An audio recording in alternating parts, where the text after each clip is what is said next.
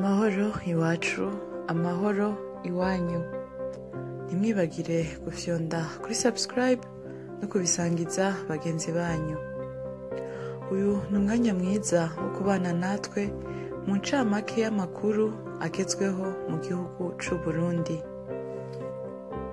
Professeur Anastasie Gasogo arongoye igisata c'inyigisho za kaminuza mu bushikiranganji bw'indero avuga ko bivuye mu itegeko rishasha umushikiranganji w'indero genga ukuva mu ndinganizo ya kera no kuja mu ndinganizo nshasha, abanyeshure bisanze mu ndinganizo nshasha y'inyigisho za kaminuza BMD bari batanguranye n'iya kera ngo bategerezwa kubanza guhabwa izindi nyigisho kugira bahabwe urupapuro rw'umutsindo rwa lisansi. Ngo iryo tegeko rishasha rikaba ryatewe ko umukono ku wa 12 Ruhuhuma uno mwaka nyene turimwo w'2021.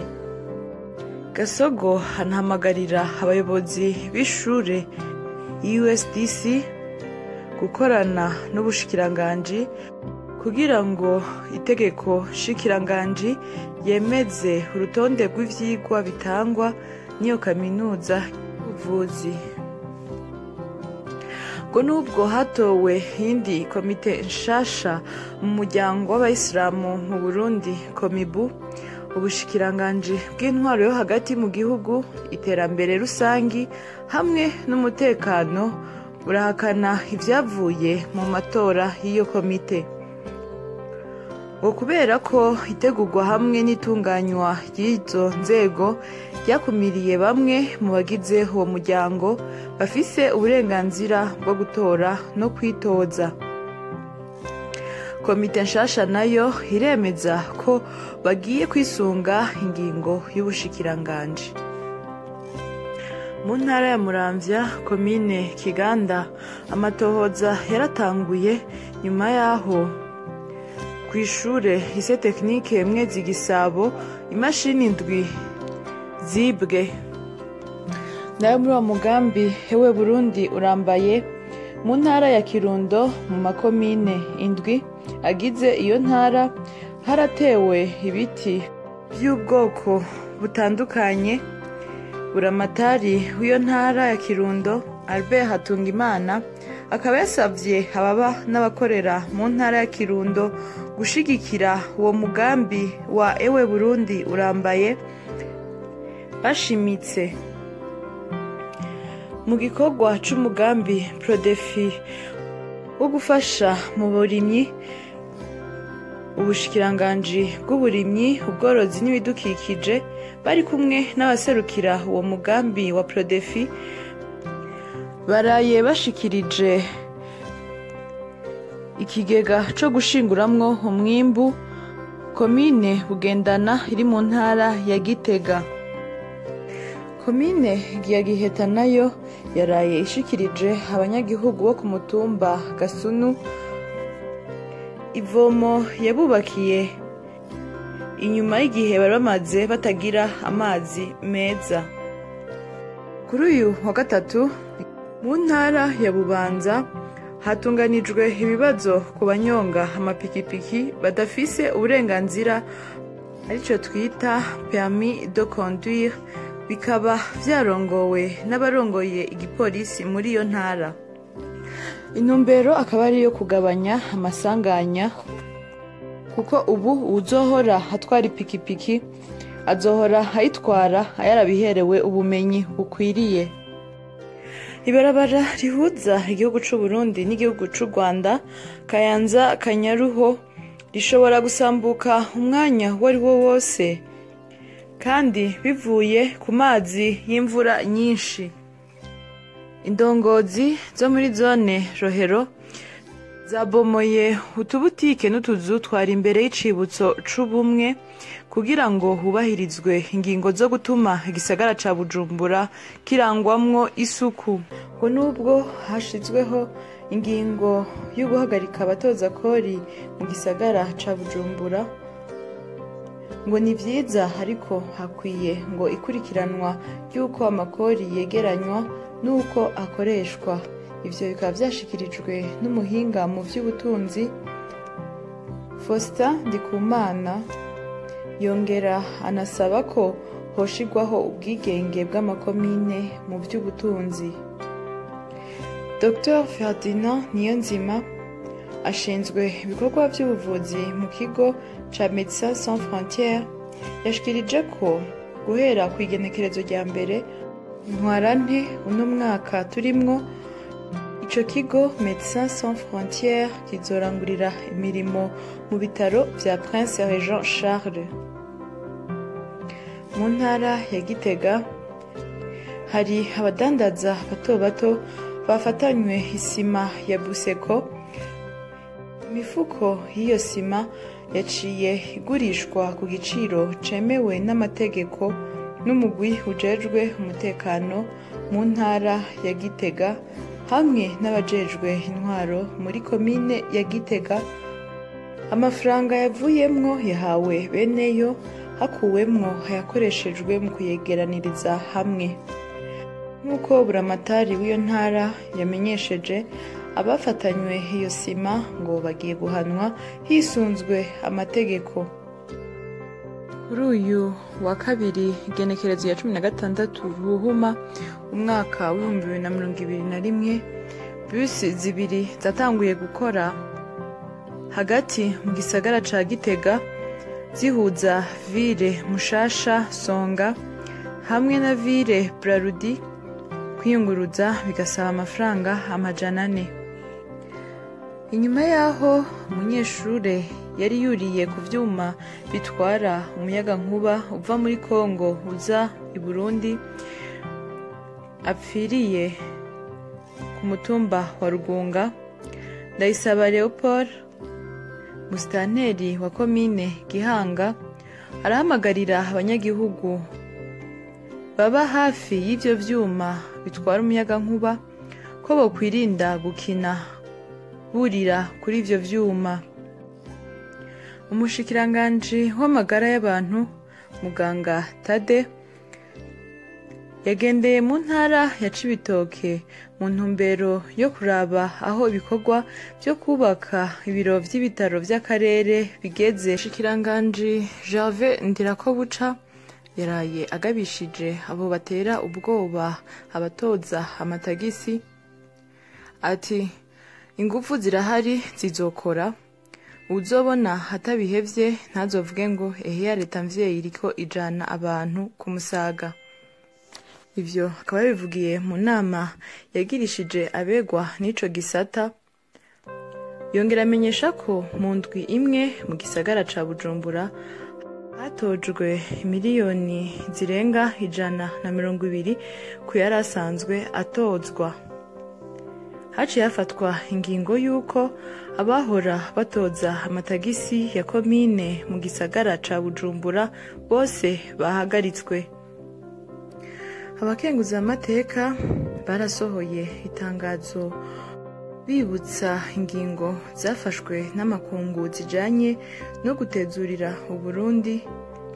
Akaba ari ryo bari bandikiye abashinga amateka b'ubumwe bwa Buraya birengagiza intambwe Uburundi bumaze gutera mu bijanye n'agateka ka zina muntu.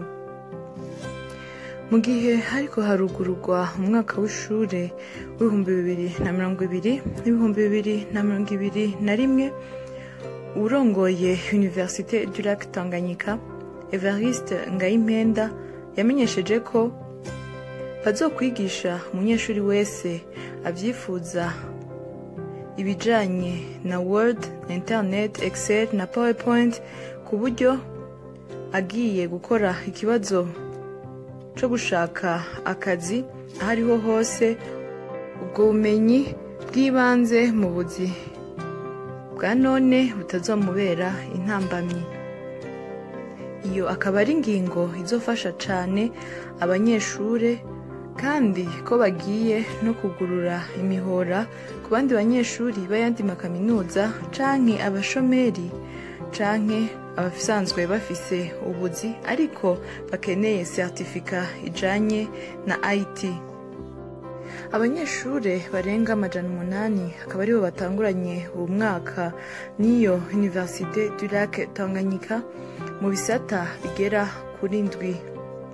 Ivyo bisata hakaba ari droit, informatique, sciences de gestion et d'économie appliquée, sciences sociales et politiques, école supérieure de comptabilité, institut interfacultaire de statistique, institut de maintenance informatique et réseau.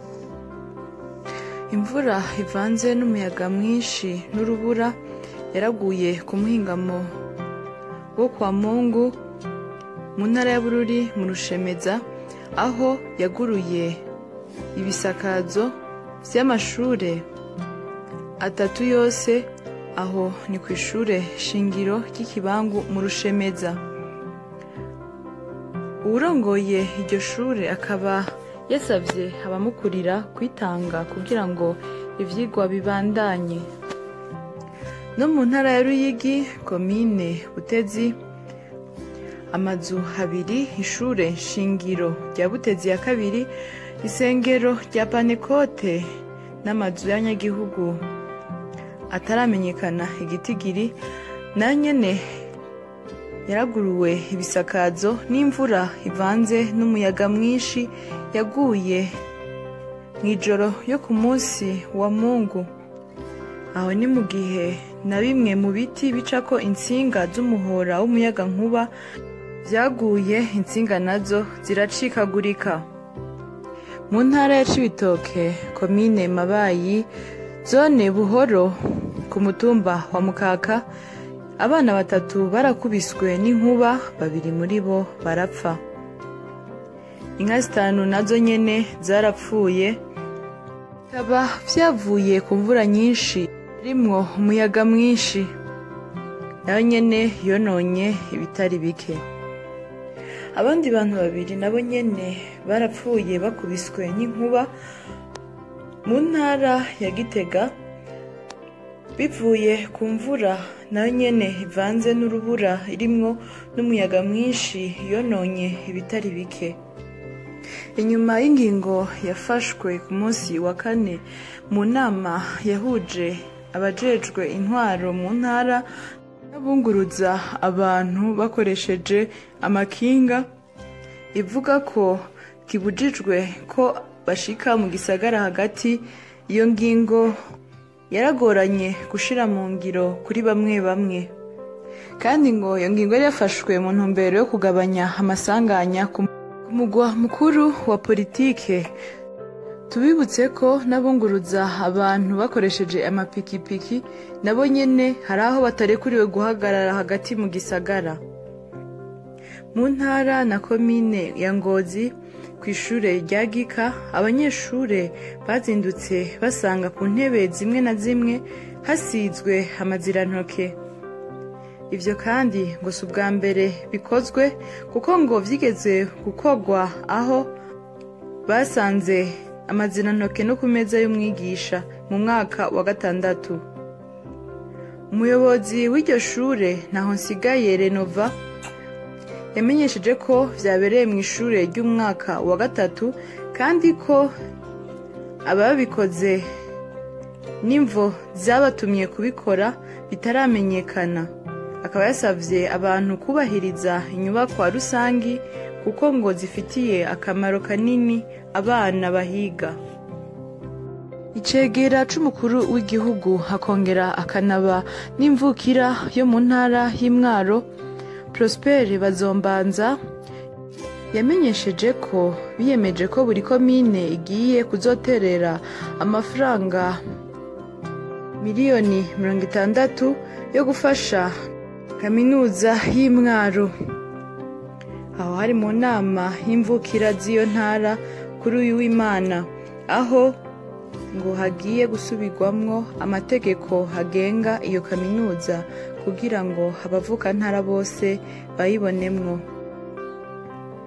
Mu gihe hariko hatanguzwa icese umugambi wiswe Kigeme wo guteza imbere abakene, ishirahamwe Together for Peace, Environment and Development riri kumwe na Croix Rouge Burundi igisata c'Imuramvya bararonkeje abakenyezi barenga 40 bari mw'ibohero rya Muramvya udutambara tw'isuku two gukoresha mu gihe bari mu butinyanka.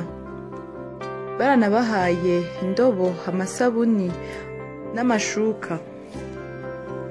Imakamba imodoka yari ipakiye yaragize isanganya umuhingamo wo kuri uyu wa mbere, yaratembagaye mu rukonwe rwa Mabanda bivuye ku mafrin atarameze neza. Imana yarakinze nta witavye Imana.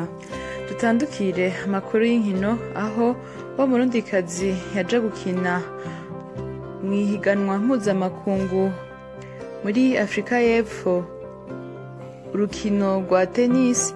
Sada Nahimana yatsinzwe na Bibiane Schuf umunyahorande, yamutsinze imikino 2-0. Iyo ikaba ari incamake y'amakuru agezweho mu gihugu c'u Burundi. Mwakoze mwebwe mwese mwaduteze yompi, mwibagire gufyonda kuri subscribe no kubisangiza bagenzi banyu. Murakoze.